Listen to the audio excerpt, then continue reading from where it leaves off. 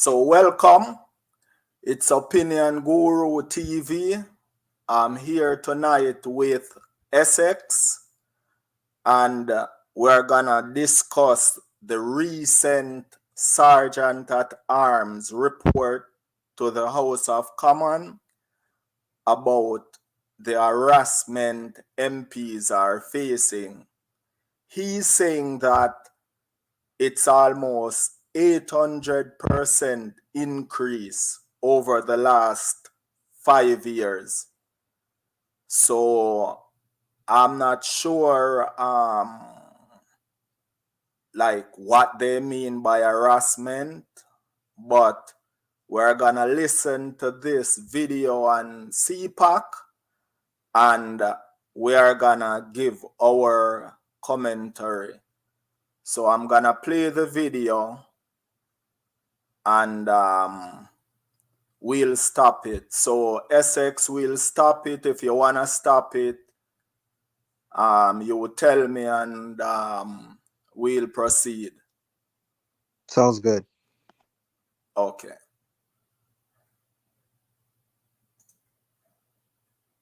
The Prime Minister was asked about MP safety today, asked to react to the Sergeant at Arms who says the harassment of MPs has jumped, up 700 to 800% in the last 5 years.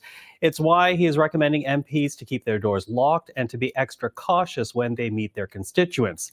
Take a listen now to what Justin Trudeau had to say about the situation.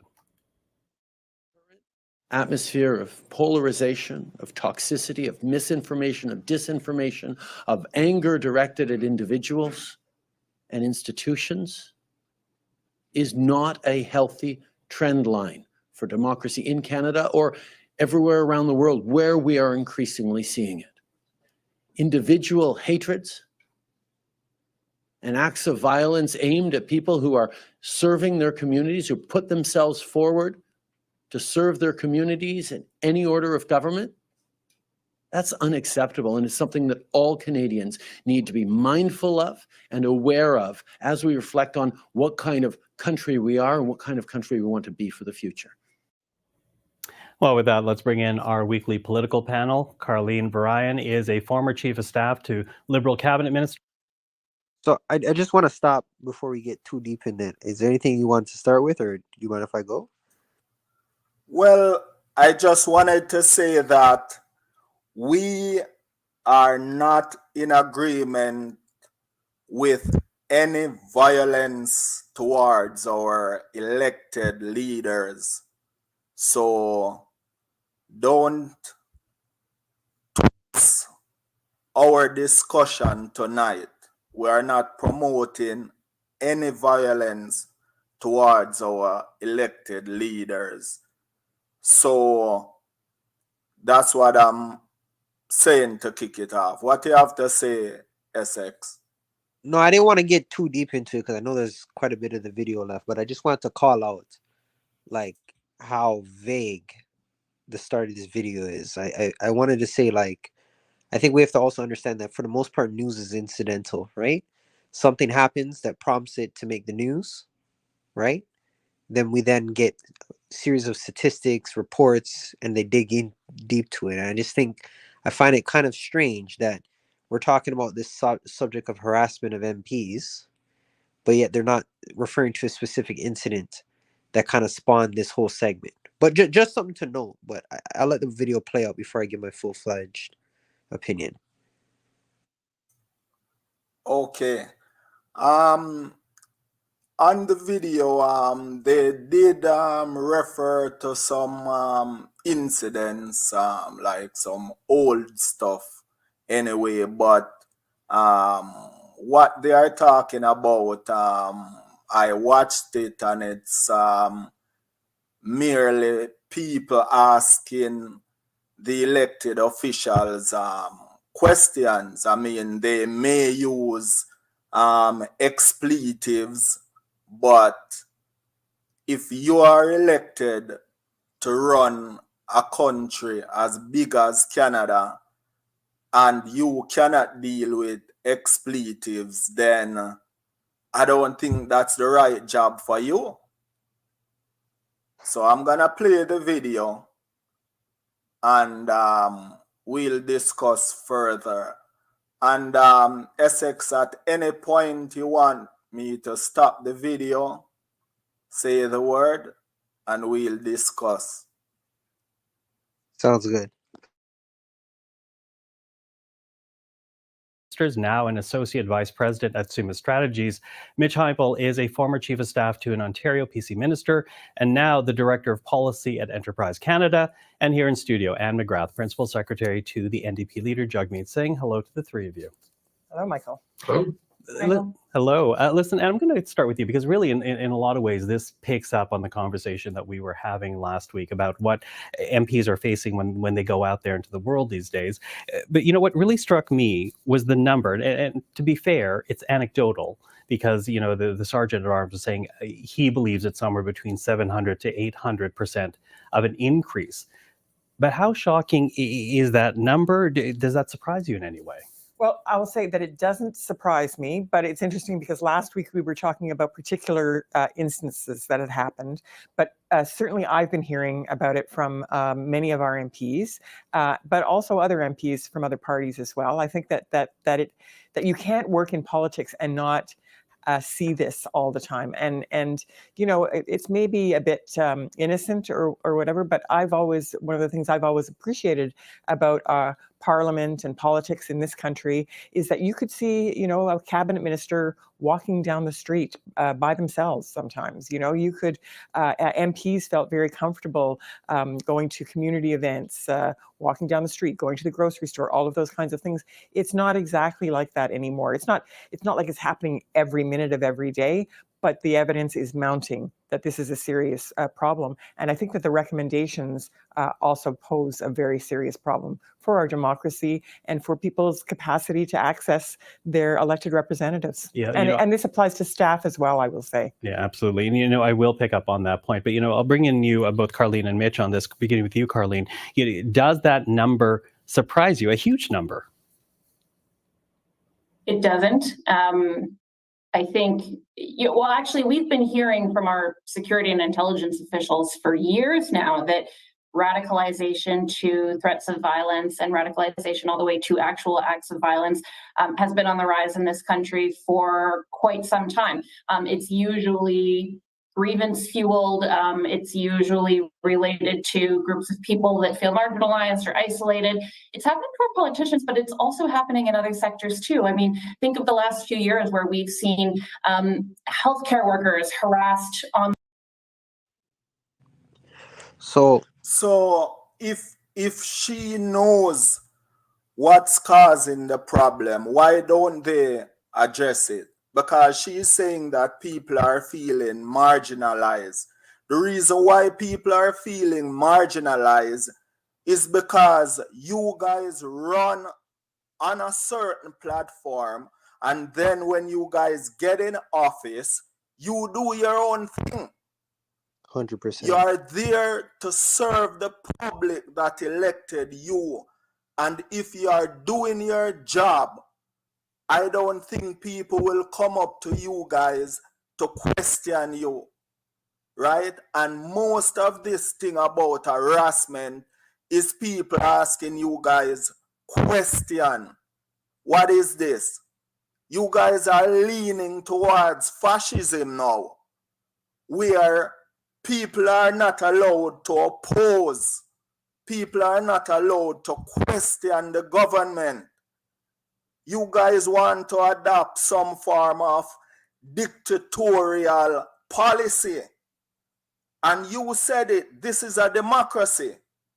So if it's a democracy, you should not suppress opposition.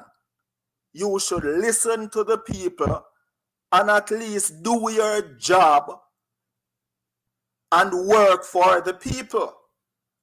Essex? So yeah, I agree with you wholeheartedly, but there's some things I do want to call out. I think number one, from a statistical standpoint, this 700% rise doesn't mean anything to me, because 700% could be anything. What are we actually talking about in terms of hard figures? I think that's one way that they're kind of masking what they're trying to say. Another call out is from the prior representative where she had mentioned that this could potentially impact the way that I guess government officials correspond with the public. Generally speaking, how the public acts towards public representatives or political figures is usually a sentiment of how they feel about their governance. If you're saying that harassment is on the rise 700% in a 4-year span, that leads me to believe that in the past 4 years, your governance has not been up to par, or at least in line with the expectations of people. I think that's a fair statement. And I want to be very careful when I say this, because I don't want to make it sound like everything that they're saying is just out of left hanging, or it's out of the woodworks, because it may be true. But again, when you're in a public position, especially in the position of an MP, where you're literally the go-to representative for a particular community or riding, and you have constituents, you're going to have to interact with people. You're going to have to get your hands dirty. And I think that's part of the issue, right? Is if you're saying that somebody coming to you and they're speaking a certain type of way, or to your point, using expletives, and you're taking that as harassment instead of trying to engage or understand where their position is coming from, then what are we even doing here? Because that basically means that once an order is passed down, that's the reign, and there's no room for a debate. There's no room for an opposition to voice their concerns. And I think this is where we're leading, and this is very concerning, right? Because your MP is the ground level, right? And if they're not willing to hear you out, and they're supposed to be the one that's supposed to be your closest contact, how is that going to ever trickle up to the higher ups, right? How is this going to reach House of Commons? How are these things going to be? How are your issues and your concerns and your complaints ever going to be properly heard and cascaded to the people that are actually making decisions that have to be widespread? I just think this is very concerning. I think it's super, super concerning that instead of talking about the disconnect between the people and the MPs, we're talking about harassment, but yet nobody wants to put their finger on what exactly they're calling harassment. Because in my opinion, me yelling at an MP might be aggressive, right? Or me using expletives might be aggressive. It might be unprofessional. But harassment, I think that's where we have to draw the line, right? Like, what do you truly mean by harassment? And does this qualify as that? Or are you just using this as an excuse to disregard any oppositional voices? If you get where I'm coming from. Absolutely, and that's how I feel too. Is like these MPs, they just wanna be left alone, and we should just take whatever they are dishing out, right? No one here is advocating for violence upon any MP or any member of parliament or any elected official or anyone. But we as Canadians have a right to question you guys and hold your feet to the fire so that you can carry out whatever you promised. That is why you were elected, to carry out the promise. So don't get upset when we remind you to do what you said you were gonna do. We'll play the video and discuss. On their way into work at a hospital or a clinic. Think of today, where we had for the third time shots fired at a Jewish day school in Montreal. This level of radicalization that is leading to threats and to actual violence to not just our public officials, but other people in our society is really concerning. But I'd have to agree with Anne. I'm unfortunately not surprised to see these numbers related to our members of parliament. Yeah, Mitch, what do you say to it? It's also unfortunately not limited to Canada. We've seen examples, I think, two recently from the United Kingdom, where members of both the Labour and the Conservative parties have been attacked by constituents or voters in recent years. And that suggests that the trend lines we're seeing in Canada are just an exasperation of things we're seeing internationally. I'm inclined to agree with both of my colleagues that this isn't limited to politics. The example that Carleen just gave about the incidents at Jewish day schools in both Toronto and Montreal in recent days give us significant reason for concern. It is definitely going to be a long-term issue that parliamentarians better be prepared to deal with in the near future. And I don't know what the necessary immediate tools are going to be at hand for them to do that. But if it involves taking parliamentarians out of the community or making them more hesitant to go to community events, that's a bad thing for democracy. Yeah, well, let me pick up on that point, though, Mitch, because, part of the recommendation here from the Sergeant at Arms, and this was in that email that went out earlier in the month, where he advised MPs, once again, to keep their doors locked. And this is on the Hill, right? To keep your doors locked and to be very cautious about meeting constituents face to face. You talk about democratic impacts, Anne. What impact are you most worried? Imagine that. Keep your doors locked and don't meet the people that elected you face to face. What kind of democracy is that? If any other country was doing this anywhere in the world, these are the same guys that would vilify those leaders and call them a banana republic. And look what they are promoting right now. Lock your doors.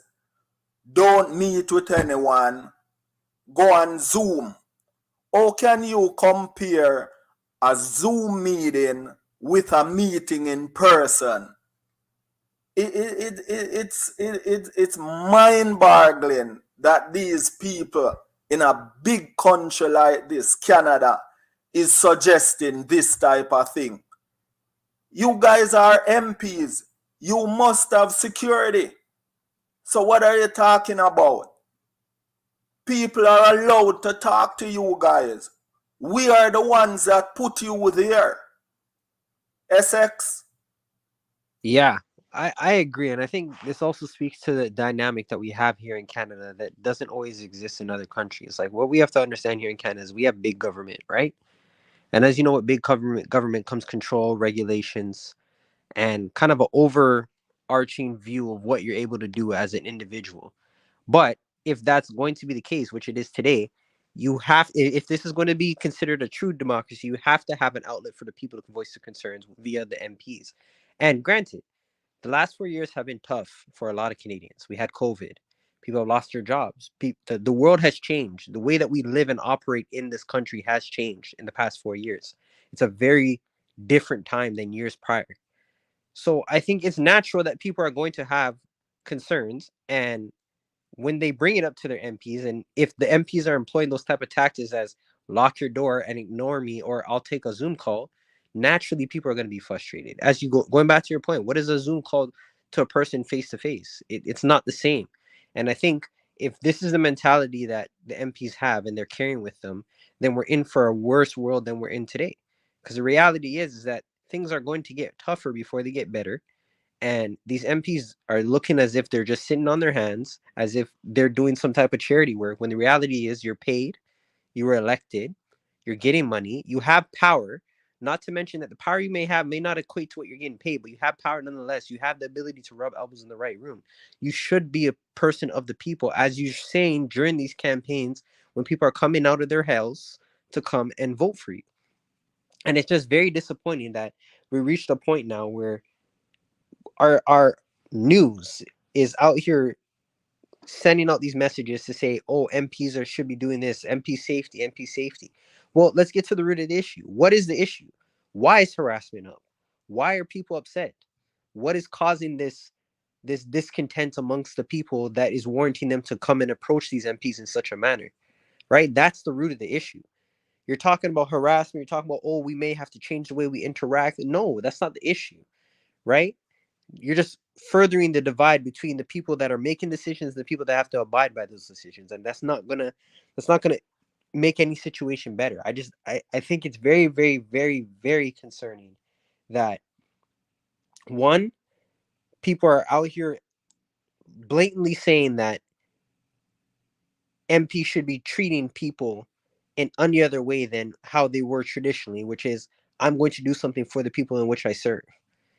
And two, the fact that the conversations about the harassment of these government officials, and granted, I don't want to get up here and say that there hasn't been harassment of MPs or any government official. And again, we're not advocating for that, because I do believe that is probably situations that have occurred. But what I am saying is that let's talk about the issues, right? There's a time and place. What is the issues that's causing this? Why is it on a rise by 700%? What is the root cause? Let's have a more critical conversation than just surface level to say incidents are up. That doesn't mean anything to Canadians, right? Incidents are up. Why? Give us a reason. And I think this is one of the points that we have to be careful of when we're watching these news outlets, right? Is sometimes you just gloss over the issue and not get into the root cause, right? And just propagating a message, right? What is the issue? What do we need to address? Why harassment is up? What are MPs not doing? These are the conversations and the discourse that we need to be having, right?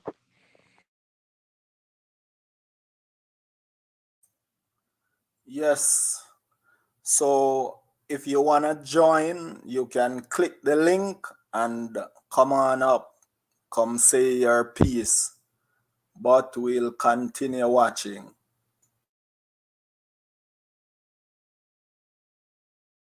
About here? Well, I think the impact I'm worried about is that it removes members of parliament from their constituents and from voters, and it reduces the access of voters to their elected representatives. And citizens need to be able to interact with their members of parliament, whether it's on immigration issues, on passport issues, on there's so many things that a member of parliament has to be able to interact with their constituents about. And you can't, we are all getting better at electronic things and not doing things face to face, but there does need to be the capacity to have face to face interaction with your member of parliament, I believe. Yes. So she's getting it. Yeah, she gets it. I agree with her. She sounds like she's grounded. She gets it. Yeah. That's what we're talking about. The interaction is necessary. There's no way when time come, you guys are pushing up yourself at our doors for votes, almost coming into our houses for votes, and now you're elected and hiding.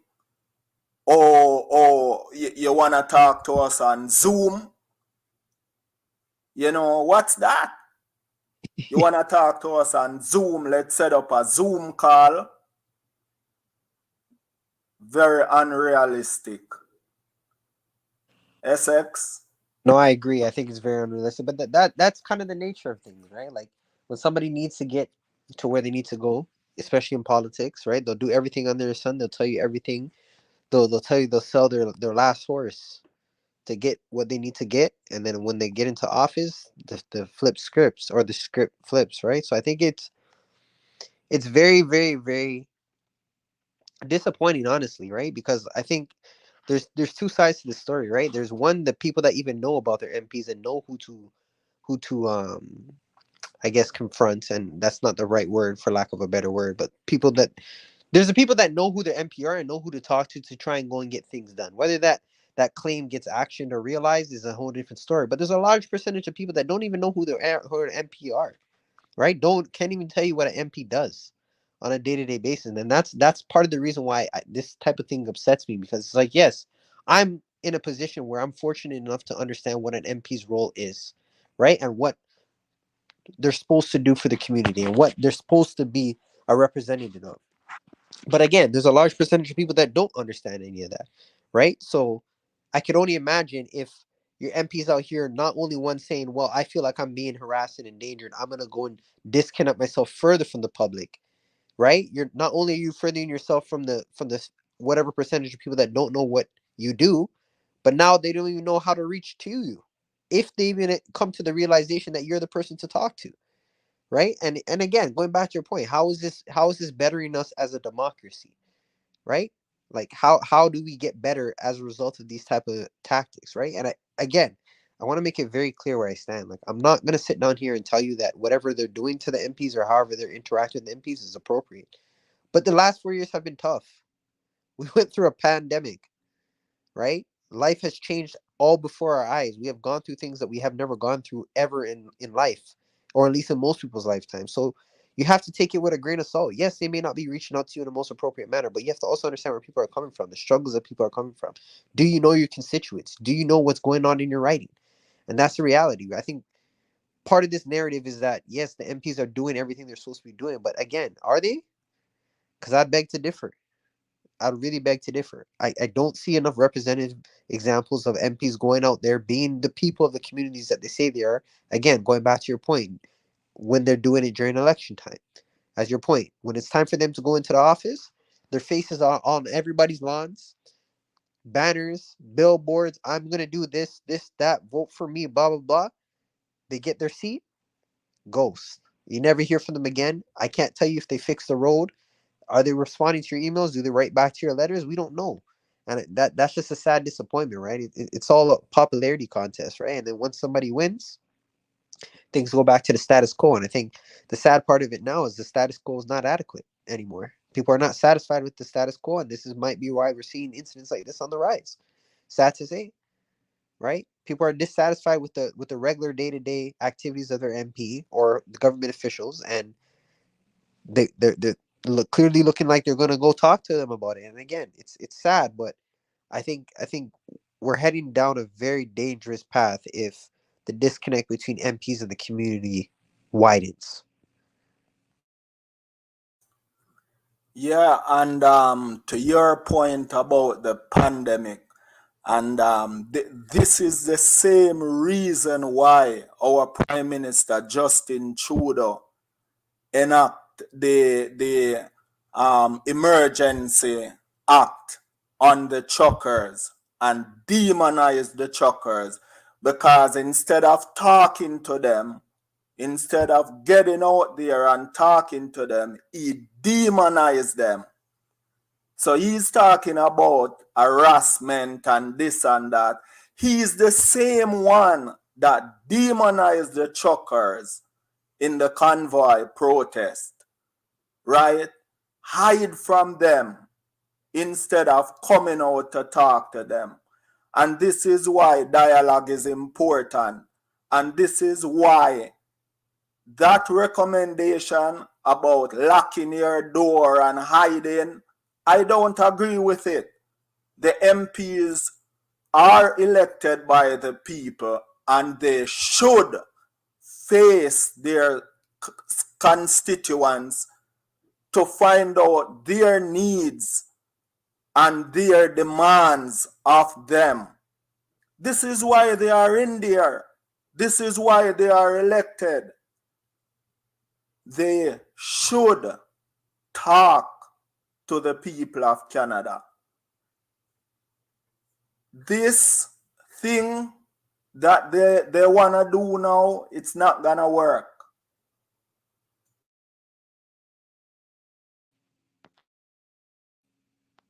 It's I believe that particular recommendation really gave me a chill. Yeah, well, and to that point, it's always amazing because of the role I get to play. I meet politicians face to face, and the impressions I have is so often different because I am meeting them face to face than people out in the rest of the country. Carlene, I'll get you to add on to that. Talk about the democratic impacts that you're worried about with this situation. I'm worried about how we are ever going to expect to be able to attract a high caliber of people to put their names on ballots and to want to serve their communities at municipal. Whoa, high caliber of people. And this is the thing too that frustrates me when these guys talking about serve, like they are doing something for free. You know what I mean? You guys use the politician, they use these offices to further themselves. You're talking about serve. You guys, a lot of you guys go into these positions with mortgages, with student debt, and you guys come out as millionaires. You know what I mean? All kind of book deals, all kind of speaking fees, and all these things. And you're talking about serve. You guys are in there serving yourselves. You're not serving the community. You're serving yourselves. You're trading on your names and influence, and you're making yourself rich. You know what I mean? Who to tell if there isn't some insider trading going on too, since you guys know when everything is gonna happen? You know what I mean? Like, this is just ridiculous.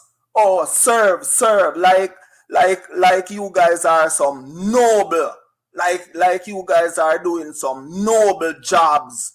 You guys are in there serving yourselves.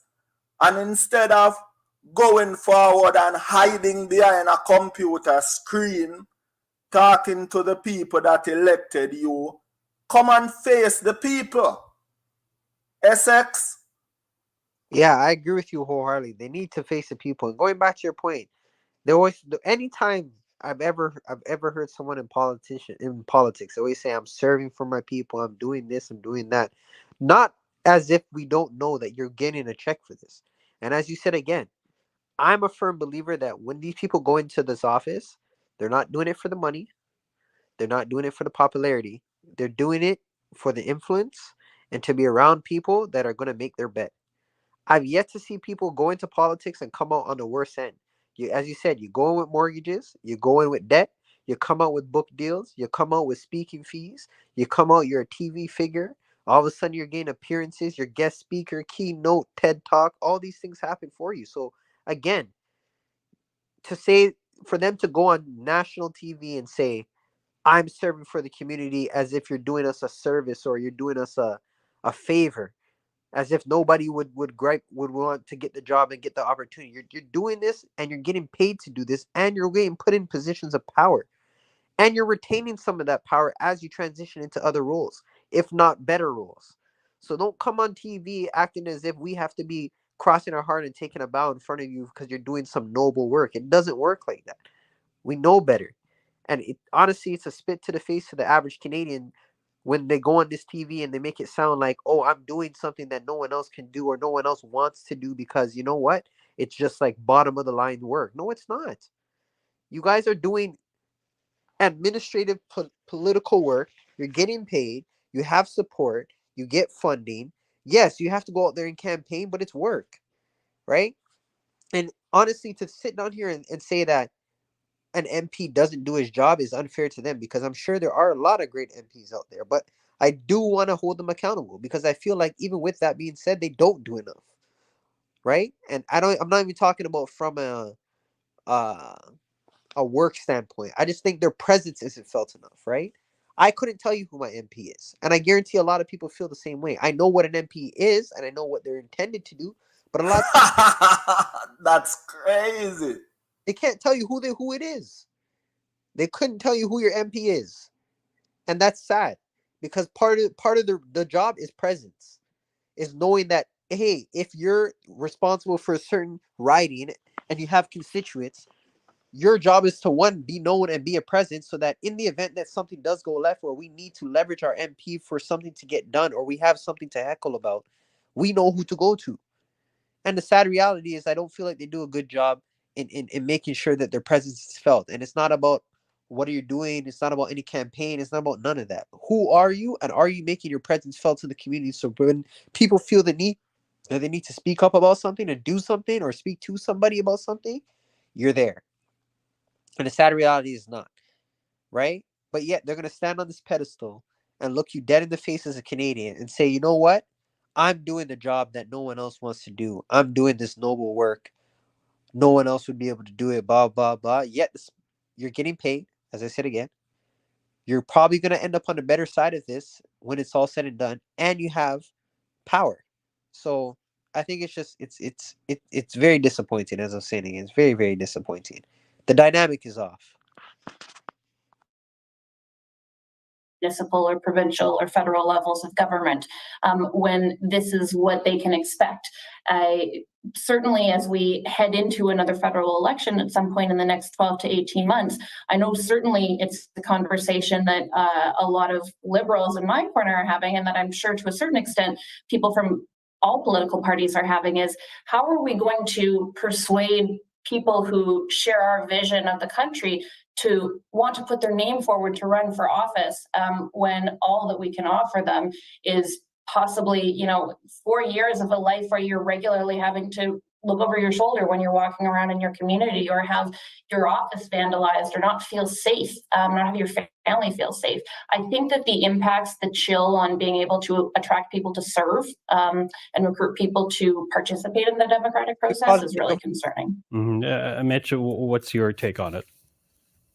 I think if we view this as just politicians trying to interact through their official capacity, locking the doors in their constituency or on their Hill office, we miss the point of their broader job. We've seen incidents where I believe Melanie Joly was accosted on the street in the city of Montreal. There's obviously the famous incident of the finance minister being accosted in a venue in. Just side note, like he's talking about being what, somebody asking her a question when she's going into the elevator. Like, what is this guy? What is he talking about? if you listen to them, Oh, you're accosted. if you listen to them, you would swear that they're in the depths of some war-torn this, that. Like, no, this is Canada, right? Granted, we have our own conditions, and I'm not saying that every place is as good as the next, but if you listen to the way they're framing this, is as if you have to fear for your life as an MP when you step out. And I don't think that's the case. As an MP, yeah, you have a certain responsibility. You're a notable person. You're a public figure. But the way you're saying, hide, lock your door, hide, watch your back. You have security. Let's start there. You have security. You're a public official. And sad to say, but like, I don't think anything like that is gonna happen to you. It may have happened to you, but is someone gonna come and body tackle you? You're not gonna get shot or anything like that. None of that's happening to you. And I like, they're framing it as if like the worst has already happened and this is like the tip of the iceberg, like anarchy is about to ensue. And maybe I'm not privy to certain information that they are, but the way they're framing this is way different than I think the public perception of how people generally interact with their MPs and how the MPs carry themselves from a security standpoint. I don't think that's the case. Correct me if I'm wrong, Guru, but what are your thoughts?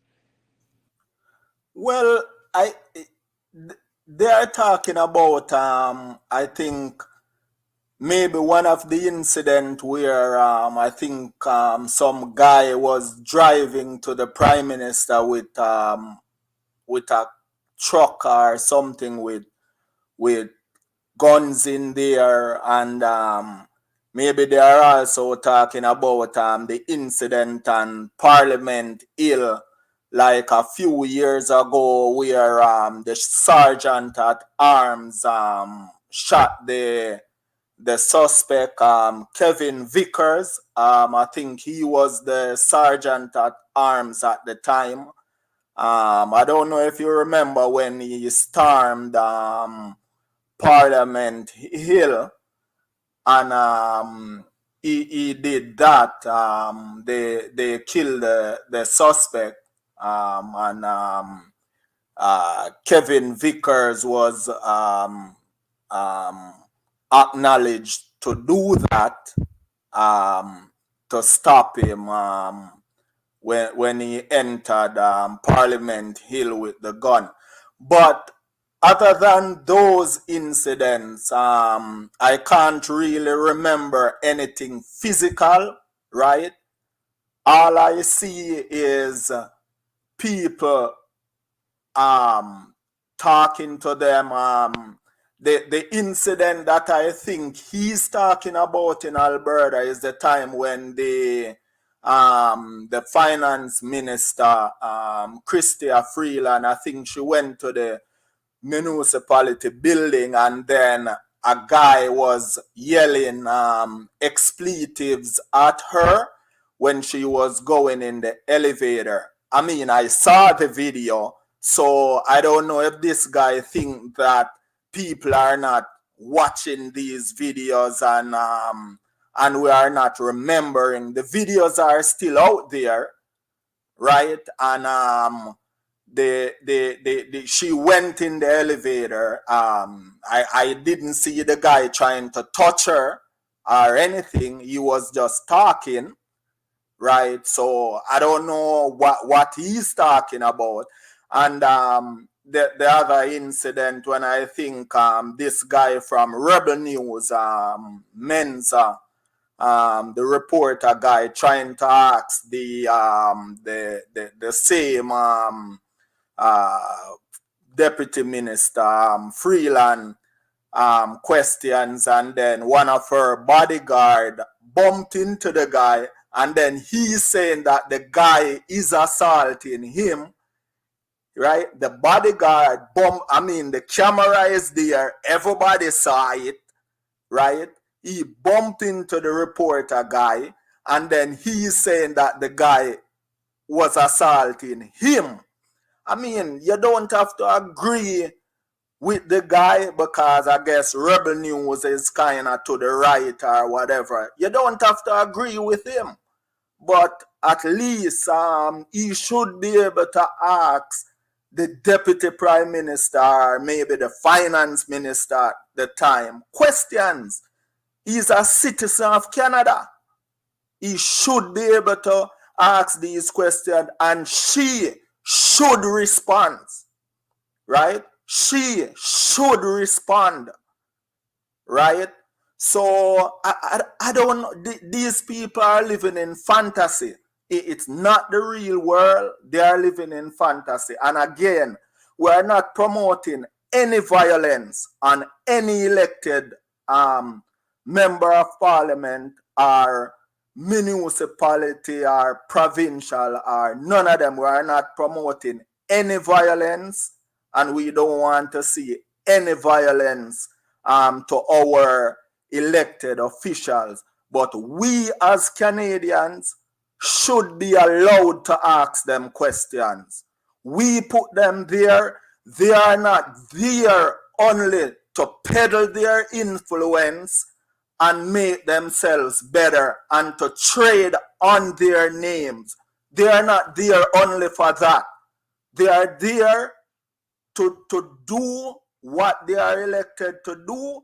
And if they are not doing it, we are here to remind them of their promises. Essex?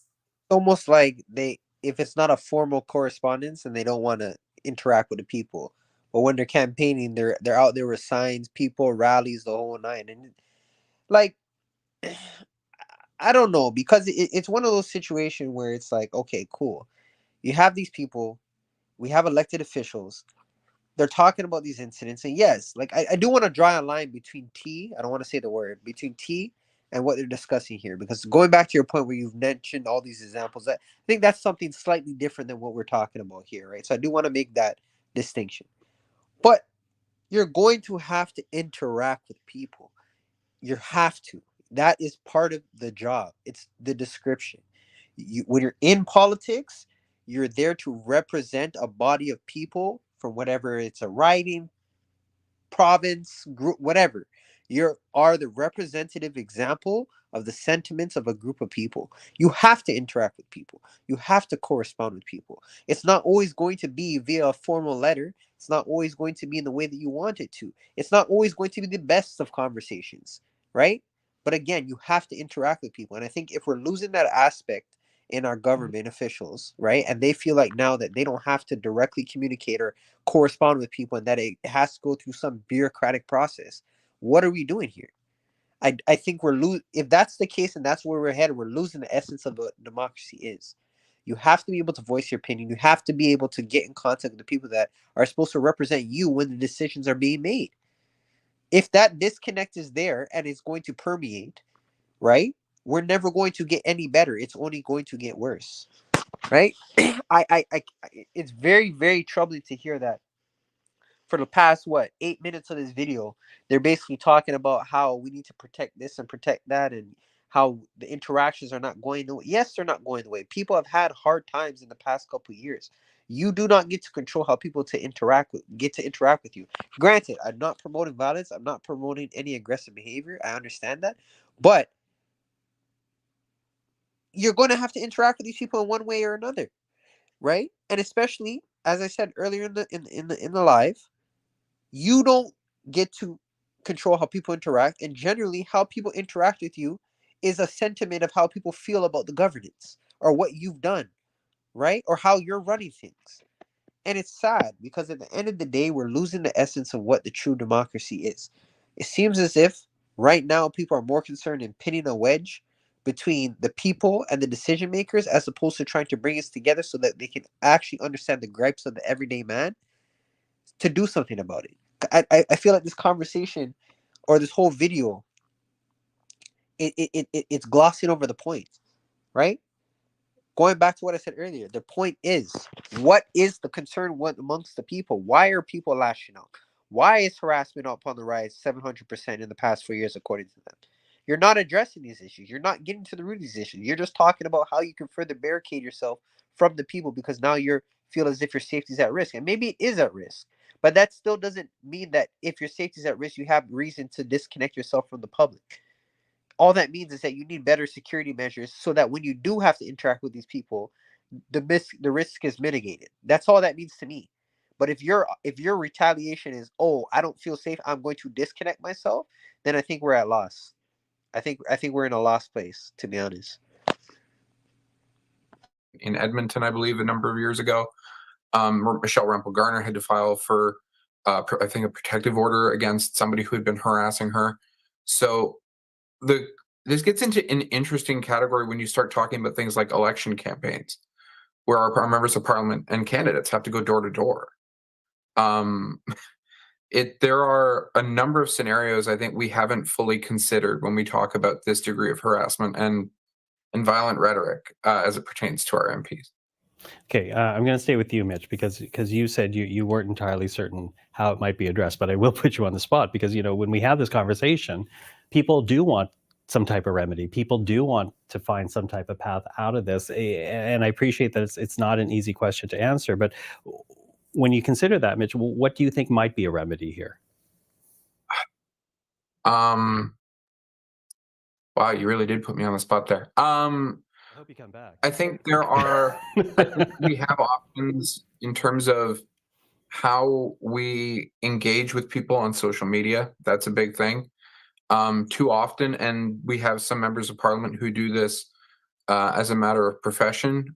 We tone up the rhetoric on social media instead of turning the volume down. And no party's particularly innocent on that score. And that's certainly not helpful. I think we could start there. I think, I don't have there is no silver bullet to how we do this. I think it's going to be, 10,000 little measures instead of one particular policy fix. Mm-hmm. Carlene? Well, it doesn't help when members of the political class sort of participate in the type of tone and interaction that sets an example that fuels that sort of race to the bottom in terms of the level of discourse and dialogue either. Certainly here in Ottawa, we're into what we call silly season right now, that final stretch of sittings of the House before everybody leaves for summer. And every year it's a bit of a tense time because MPs have had a long year. There's push to get bunch of legislation through and tensions are high, but I do think that we've all seen that the level of debate in the House has been a bit lower for the last number of weeks as well, and that the tone and approach that some of our politicians are taking, and it applies to all parties, is maybe not where it should be either. So I think the tone does need to start at the top, and Mitch sort of alluded to that. But again, to just take a bit of a broader view here of the type of causes of that radicalization that leads people to make Essex, there is, to your point, there is nothing about causation. Nothing. Nothing. Nothing. Nothing at all as to why Nobody wants to know why. Nobody wants to talk about why. Nobody. I honestly believe it, again, nobody wants to talk about why. And again, I don't want to sit down here and say that the people on the panel have all the answers as to why. But I just feel like if you're going to bring up such a brazen statistic as 700% increase over 4 years, you have to give me at least a drop of information as to why. Like maybe I'm wrong in thinking that, but I just feel like if you're going to put such a crazy statistic as saying right in bold letters, 700% over past 4 years, harassment's on the rise, we're in fear, lock your door, blah, blah, blah. You have to tell me why. Give me a reason.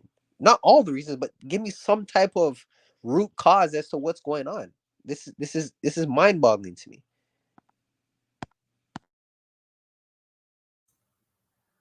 They are scared to talk about the why because it all leads back to the job that they are doing, that they were elected to do. People are angry.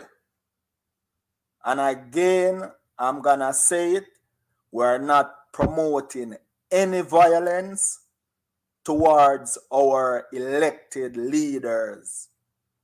None. No MP, no MPP, no city councillor, none of that. We're not promoting any violence. But what we are saying is that if you elected people were doing your jobs, people would not be this angry. And you guys still do not want to listen.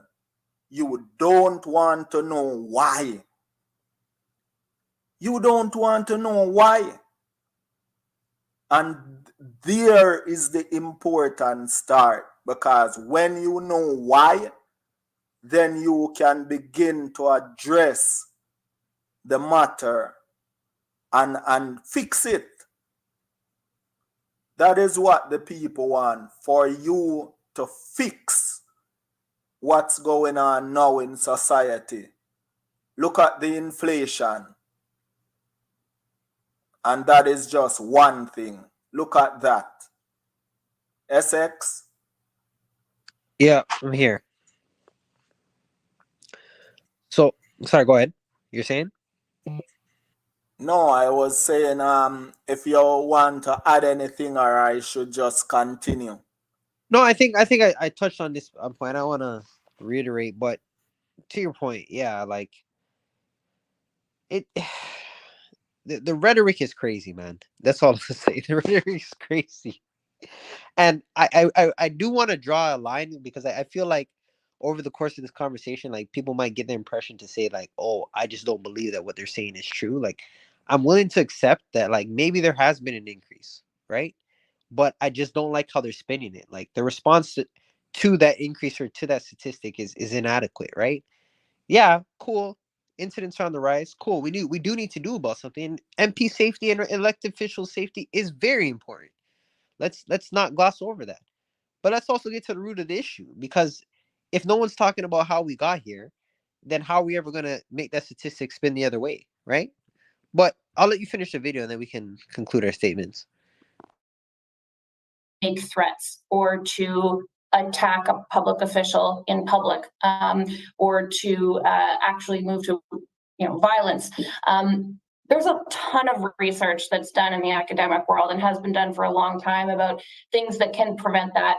And so far, nobody's figured out what the magic bullet is, pardon the expression, that can help. But what a lot of the conclusions are is that isolation of communities certainly doesn't help, that trying to bring a broader diversity of perspectives. Oh my goodness. She's saying isolation of communities doesn't help. And what are they advocating? Isolating everyone. I'm telling you, these people are living in fantasy, man. So she's contradicting herself in real time. You know what I mean?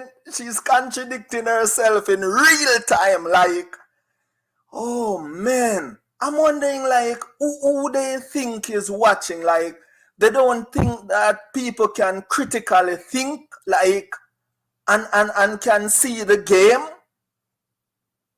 Jeez, Essex.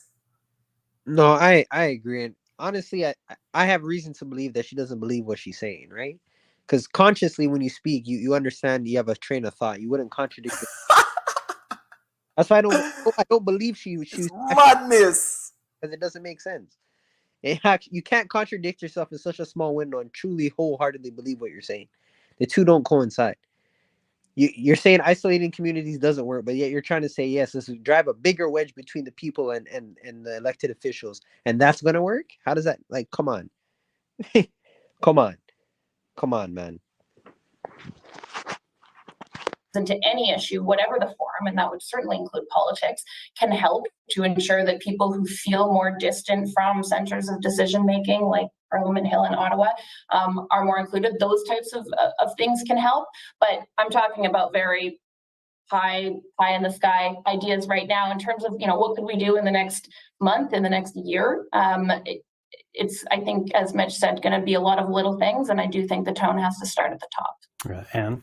Yeah, I'd agree that there's no magic solution to this, but I think there are some policy things that could address some of it. And we talked a little bit about some of these last week. But I'm a big believer in some form of electoral reform to introduce some level of proportionality into our electoral system, and also public financing of political parties, because I do believe that the imperative for political parties to fundraise primarily through social media these days and through digital, it creates the desire to whip up people's emotions. And I think that that's very, very damaging, I think, to our political discourse. So I think public financing of political parties would go a long way.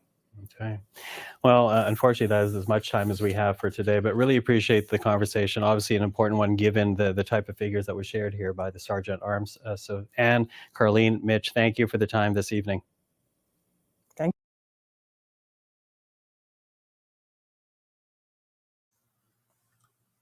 Yes, Essex. So this is the state of affairs of Canada right now. MPs are being told to hide. MPs are being told to get their laptop and go on Zoom. I don't know. We're going down the rabbit hole. Honestly, I think this is just a seed, right? I think this is a seed as part of the bigger plant, where they're planting these little seeds to get the narrative out there, to propagate the message, so that before you know it, a couple of years, people are now willing to accept those as the bare minimum for what their MPs is supposed to do. I wouldn't be surprised if the next 5 to 10 years, you could only meet your MP via a Zoom call. Your MP is more distant than they are today. Like, I think, again, I don't think this video is one in of itself. I always believe that things are a piece to a bigger puzzle.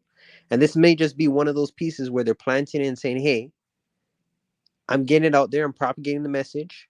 Once this message kind of cements itself, people are then going to be willing to accept these things from their elected officials. And it sets a whole new bottom baseline. No more in person, no more touching the people's hands, no more getting in midst of your community, understanding the true root causes and seeing how you can better help your community. Now it's a digital figure that you send an email to and hope that they respond. And if you talk too spicy on social media, you get blocked or fired at work because they file a complaint. I think that's ultimately, sadly, what we're trending towards, right? And it's sad because you would assume that certain things would stay the same from a traditional method, especially since our electoral process is staying relatively the same. But honestly, Guru, I think this is a new world order. I think this is what people are now going to be willing to accept. It's what's familiar. It's what's easy for them. And sad to say, but the people that truly do interact with their MPs and want to hold their MPs accountable are in the minority. And if that continues, then the majority of people that don't really care or don't really have the means to understand exactly what it is that their MP should be doing for them are going to be willing to accept this as a new world order. So sad to say, but that's what we're trending towards. Oh boy, I hope you are wrong. Oh my goodness. It's very sad. Very, very sad. Fascism is coming to Canada. Very, very sad. Very, very sad. People, we have to protect our democracy. We have to. And we cannot allow our elected officials to feel that it's okay to hide behind their laptop and talk to us on a screen. This is not how politics work. From ever since, this is not how it's done. And we are not gonna start now. We want the face-to-face interaction with our politicians. We're not gonna allow you guys to have a chauffeur be able to peddle all that influence, make all that money, come and speak at these birthday parties and charge all these speaking fees and not do anything for the population of Canada. It's not gonna work. So we're gonna continue holding your feet to the fire, and we want result. Essex,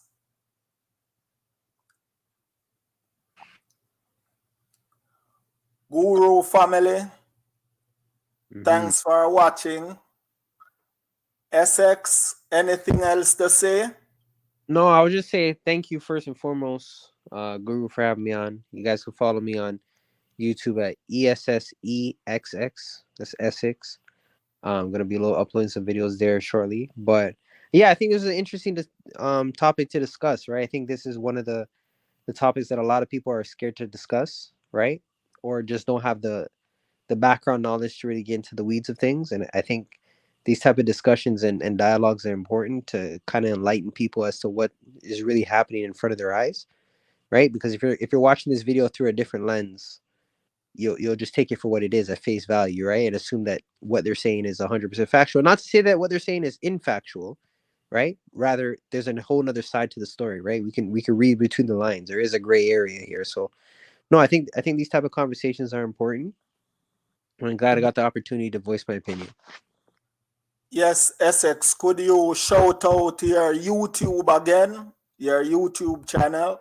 So yeah, you guys can follow me at Essex. That's ESSSEXX. I'm gonna be uploading videos there shortly. Yeah, you guys can follow me there. I'll probably do some lives. I have some video, different varying types of content. So yeah, a subscribe is always welcomed. Yeah, and I'm really appreciative to be on the platform today.